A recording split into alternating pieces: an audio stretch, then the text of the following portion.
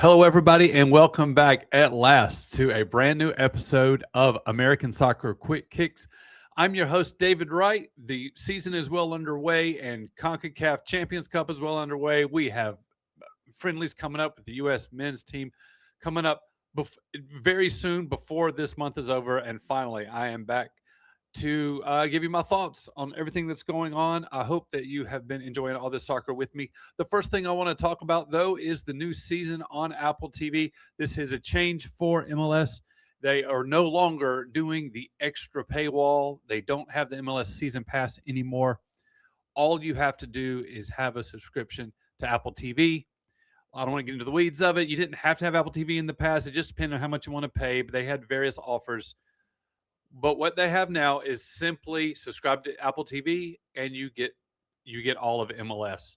This is probably an indicator that Apple might not be happy with the MLS package or the performance of the product for them. They have agreed to end this arrangement early, and in the middle of all this, they're dropping this paywall. It's probably an indicator that the numbers have been weak. Also, MLS, I want to make this clear because people don't seem to understand this.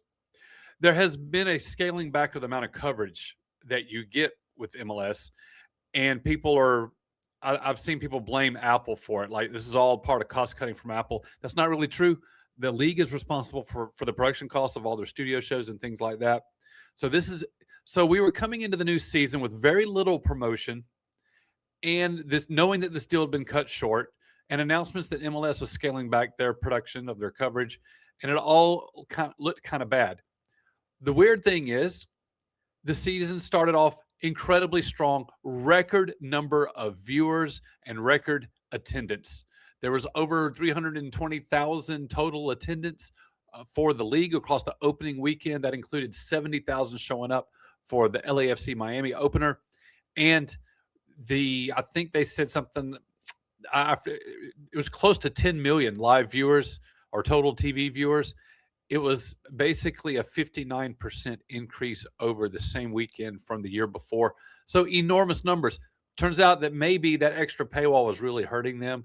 And if you just do a little bit more to make it a little bit more available, people will show up. So it's, in terms of viewership, it's actually been a huge success, and it's a lot easier to explain to people.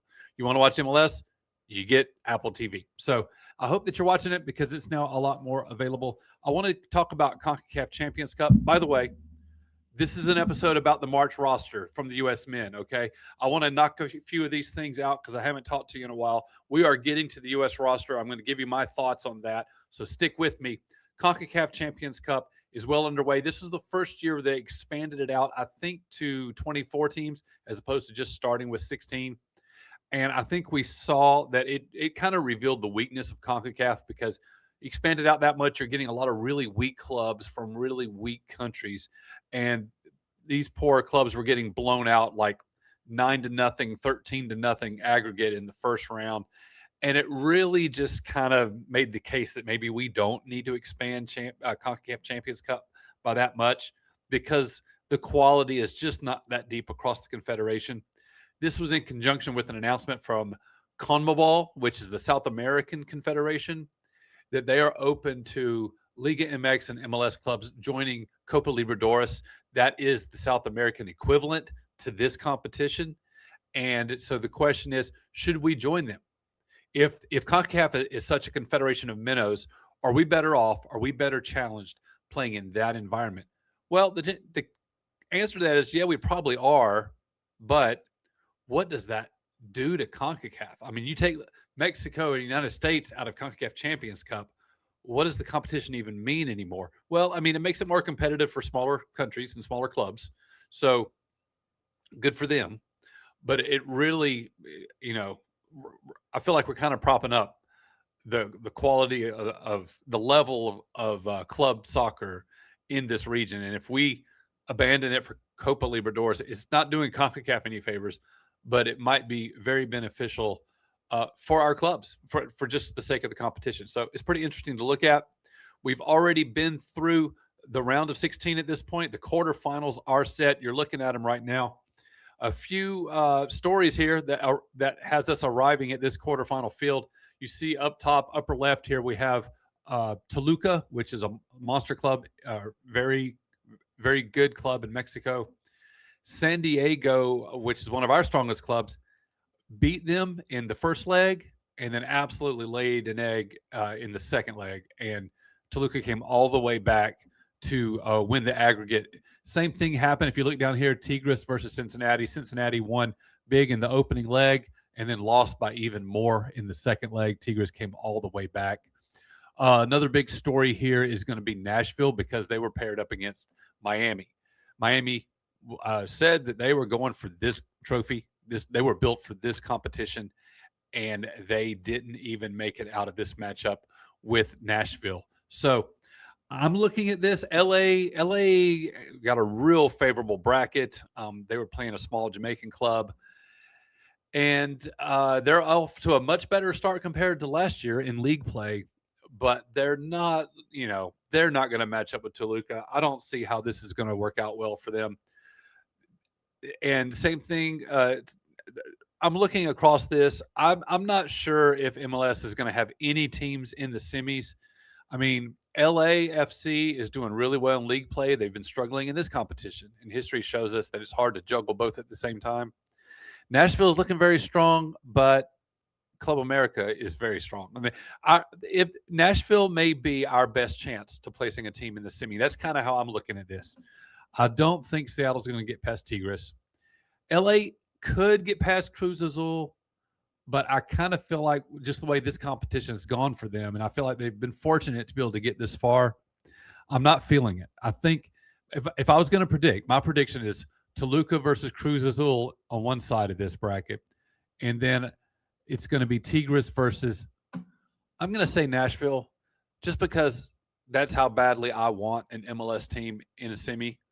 But there is a very, very, very real possibility that it's going to be an all-Mexican semifinal in this year's CONCACAF competition. So anyway, that's that. Another huge deal. I almost broke this out into 2 episodes of Quick Kicks because I want to be able to really talk about this.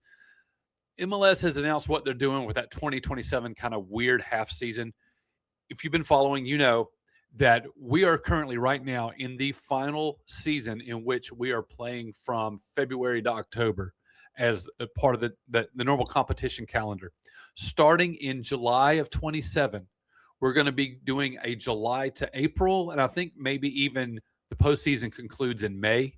That's going to be our calendar with a very, very short, I think May and June would be the only off season that we have. I think it's July to April. We're going to be playing that way going forward, starting in the summer of 27. But how do we get there? Right? Well, because there's this weird gap in the first part of 2027. You can't just not have games. You got to keep players in shape, keep them running, keep them under contract. They're going to be getting paid. You got to have the revenue. You need the match days. So MLS has announced what they're going to be doing. They're calling it the sprint season. And check this out. The sprint season will include a 14-game regular season, only 14 games. Right now, a full season is 34. This little weird thing in the early part of 27 is only 14 games long. February to April, that's it. February to April for the regular season. It will consist of playing everybody in your conference one time. So there's 15 in the West, there's 15 in the East. Any given team is going to be playing the other 14 in their own conference, and that's it. That's the whole season. It's kind of like the old days of baseball before you had interleague play. The East and the West are going to be completely separate. There'll be no East versus West regular season games at all, and then we'll go straight into the playoffs in order to name a champion. 14 games, February to April. That's it. You play everybody in your conference once, and it's over. The postseason is 16 teams, are going to make the playoffs, and they're going to play a straight single elimination bracket. They're going to get through it very, very fast. And the reason they have to do this, another reason why they have to do this, in addition to having the revenue to pay the players, keeping the players in shape, all those things I named before, we also have to be able to populate the tournaments of the secondary competitions, And so that they've said that this 2027 sprint season will determine the qualification for the 2028 CONCACAF Champions Cup and the 2028 Leagues Cup. So that's another reason why this thing has to take place. It's going to be kind of weird. It's going to be kind of fun, I think, honestly. Really quick season. It's almost like the NFL. There's so few games that absolutely every one of them is going to count for a lot. And then we'll just get a straight elimination bracket following that season, and then we'll turn right around, and in July of 27 start our brand new calendar. I feel like we're missing it by a year. I really wish we could have done this all 1 year earlier, maybe be in the sprint season right now, get it over with before the World Cup, and then you come right out of the World Cup with interest and excitement at its peak, and boom, start a brand new season with the calendar. That would have been the way to go. I guess they just couldn't get everything lined up in time, but we are going to get all of that next year, and it's going to be here before you know it. Now, let's talk about the U.S. men. They have their friendlies coming up against Belgium and Portugal at the end of this month, March 28th, March 30th, and these are the last friendlies. These are the last matches the U.S. will play before Pochettino announces the actual official World Cup roster. So let's go through it. We're going to break this down real quick. We do have some key people missing due to injury, and so that's going to add a little bit of interest to this. Let's just go through it by position. Right now we're looking at goalkeepers: Brady, Celentano, Freeze, and Turner. They're all playing in MLS. By the way, this is a 27-man roster. Exactly 1/3 of them come from MLS. And we will be carrying a 27-man roster into the World Cup. That said, the chances we're going to be carrying 4 goalkeepers, very, very small, basically zero. So one of these, 2 of these guys, presumably Brady and Celentano, are competing for that 3rd goalkeeper spot on the World Cup roster. And, good for them, but the chances that a 3rd goalkeeper would even play in the tournament at all are kind of small. So there's like low stakes right now, I think you could say, for the goalkeeper position, unless you are Brady or Celentano, because obviously you would love the experience of being on that roster. All right, we're looking at the defenders. Let's look real quick. 4, 5, 6, 7, 8. I'm looking at 9 defenders. There is a key person missing here in Sergiño Dest, who is injured. Assuming that he comes back, he would play on the right side. We do have Anthony Robinson. That is Jedi Robinson. He is back. I can't remember the last time he's played for the U.S. Or to any significant degree, and we're still wanting to see him shine under Pochettino. He should be our left wing back, okay? So what we've learned about Pochettino and what we think we've seen now is that we like to play in a back 3, okay? So that means we're going to need 3 center backs. We know Richards is going to be the main guy. The question is who goes around him, right? These are the same questions we've had for a while. It's starting to look like Mark McKenzie could be one of them. It's also starting to look like Alex Freeman could end up with a center back position. We've seen him play wing back on the outside, but he played at center back last fall, and he did a good job.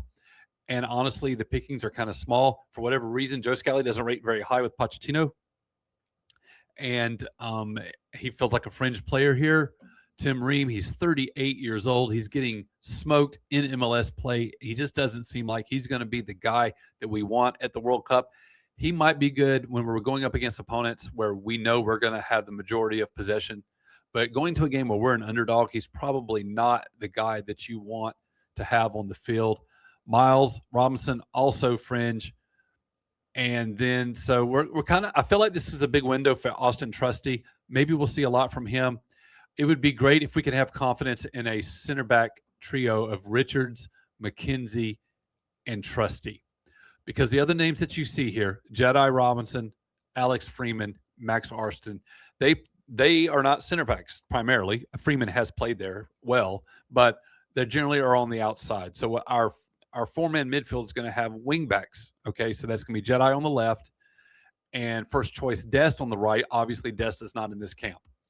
So Max Arston is going to be the understudy to Jedi on the left. Alex is presumably Jedi's understudy on the right. And so I think what you're looking at with this group, again, Ream, Miles, Scally, Trusty, those are the people that are fighting for spots. Everybody else, they seem like their spots are going to be pretty secure for the World Cup. Now, what does that leave us? If we're playing a 3-4-3 and we got wingbacks, we need just a midfield pairing, right? We're just looking for two more midfielders in the middle. They're going to help with possession. Maybe a number 6 that's a defensive midfielder, that last line defense in front of the our defensive line, our back line. You also need that box-to-box midfielder, the shuttler, the ball handler, the one that can move the ball, progress the ball upfield, but not necessarily depending on him to be heavily involved in the attack. That's typically the number 8 position. And we're trying to figure out who those two guys are going to be. What's the best combination? Tyler Adams, key figure missing from this camp due to injury. And this all feels like an audition for who is going to get to play with Tyler Adams, assuming Adams gets healthy in time. So who do you want to pair him with? So I think Berhalter here, and I think Roldan and Tessman and Tillman have all shown well under Pochettino.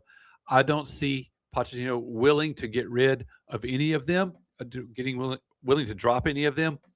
Roldan, because he's just an MLS career guy and has been around a while, he's kind of a divisive figure among fans. They're like, why do you want him in? But every time you put him in, he gets the job done. I think Pochettino's learned that he can really depend on him. And Berhalter, his stock just continues to rise, and his set pieces are amazing. We are seeing Johnny Cardoso getting called in here. We have a player starting for Atletico Madrid, and he's a fringe player on our national team. It seems really weird to me that we would be picking MLS midfielders over somebody that starts for Atletico Madrid. But the reality is that his performances with the national team have often left a lot to be desired for whatever reason. Wish him the best, but because of his own history with the national team, I think he finds himself on the fringe here. I think Morris is on the fringe here. And Gio Reyna, of course, I talk about a divisive figure. He's not getting any playing time at his new club, and he still remains perhaps our most talented player. But the problem with Reyna is not his playing ability. The problem is everything else, the intangibles, his personality, how he gets along with others, how he manages his emotions, all that kind of stuff. He is getting yet again another chance, and I really like him as a player. I hope that we get to see some growth from him. I kind of would like to see him be like in that super sub position, first man off the bench that can add energy to the attack. I think Berhalter, McKinney, Roldan, and Tillman are all solid. Tessman feels solid to me. I think Reyna and Morris and Cardoso are the ones that are on the fringe and fighting for a spot. Adams is not here due to injury. I think he's a lock. Yunus Musa is not here because the coach did not select him. And there are people that are debating why we bringing in Reyna, we're not bringing in Musa. He's clearly someone who is outside of the coach's thinking. It doesn't seem like he is going to be involved in the World Cup at all. Then we get to our forwards. We're looking at a group of 6 here. 3 of them are true strikers, and the other 3 prefer to play on the wing. The wingers are going to be Weah, Pulisic, and Aronson out of this group. Aronson being the least among these, I would say. Pulisic, Weah, they're pretty solid on the as far as being locks for the World Cup team. Weah also has the versatility to play at wingback or even at fullback, as we've seen him do for his club in France. Balogun, first choice striker, and then the question becomes who's the next striker on the depth chart? Because right now we have Ricardo Pepi and Patrick Agyemang in this camp. Missing is Haji Wright due to injury. Agyemang is also taller and more physically imposing and better in the air, like receiving corner kicks, that sort of thing. That may be enough to give him an edge here. I honestly wouldn't be opposed to us carrying 4 strikers. Let's go ahead and take all these guys, Agyemang, Balogun, Pepi, and Haji Wright. I think we can probably get by with one less center back if Alex Freeman has the versatility to flex into that role if he needs to. And we definitely don't need 4 goalkeepers. I think there's room for 4 strikers on a 27-man roster. We'll see what happens. I think Aronson's on the fringe, though. So anyway, that's kind of how I look at each position. The guys that I think need to make the most of their opportunity here in March are going to be Aronson, Reyna, Morris, Cardoso, Trusty, Scally, Miles Robinson, and maybe even Tim Ream. And then, of course, you've got Brady and Celentano just fighting for that third goalkeeper spot. That's how I see it. Pretty strong roster. Pretty strong roster. This is about as strong as we can be right now, considering that Jedi and Adams and who did I say? Haji Wright missing from injury. I mean, we do want Adams and Des on this team. Hopefully, they're better in time. Given that they're hurt, I don't know who you want to add to this group, unless it's Yunus Musa. I think this is we're starting to see it. Like the picture's starting to come together. Now, what do I want out of this window? Because we're playing Belgium and Portugal, both teams that we should be the underdog for. And we did find out Cristiano Ronaldo will not be playing in this match. But these are tough opponents. Exactly the type of opponent that we want to have right now. We might not win, and that's okay. I don't need wins in these friendlies. So, by the way, we broke this down last year when after the World Cup draw was completed. And when you kind of like war game it all out, Belgium starts to look like a very likely opponent that we could have in the knockout round. And so it's good that we are also getting to play them right here. So I don't need us to win these, but what I do need is I need us to play well. I need us to be competitive. I don't want to see us get played off the field and out of the stadium. We need to show that we can compete. It's not critical that we win these. I think it is important that we show that we can hang with them. And so that's all I'm looking for, really. But what's going to come out of this, whether we win, lose, or draw, is we're going to get valuable information about how this group is playing together and what tactics are going to be effective against teams like this, and specifically Belgium. So I think this is all going to be very, very good. And this is it. There are going to be a couple of friendlies before the World Cup, but that's going to be after the roster announcement. So in terms of Pochettino coming in here late in this cycle and doing everything he's got to do to kind of figure out who his guys are and to get them mentally and psychologically bought in and ready to go in order to be able to compete, cohesively and everything else. Because the problem with the last team was this, and it's largely the same group of players, is the complacency, the culture of complacency that has settled in around them. And Pochettino had a huge challenge coming in late to the cycle and trying to break all that up, when in reality, our talent pool's not that deep for us to just get rid of all those guys and bring in new people. We did kind of do that, but to kind of send messages to our big players. But now we're getting down to the wire, and we're starting to see the names that we expect to see. The question is, has Pochettino done enough to get these guys ready to compete at the World Cup? I can't wait to find out. I hope that you will watch these games with me March 28th, March 30th. You can watch them in English on either TNT or Max. You can watch them in Spanish on Peacock. And that'll do it. That'll be March. And then we'll then it's all eyes on Pochettino as we wait to find out what the roster is going to be. So, folks, I hope that you will watch this soccer with me, and I will talk to you next time on Quick Kicks.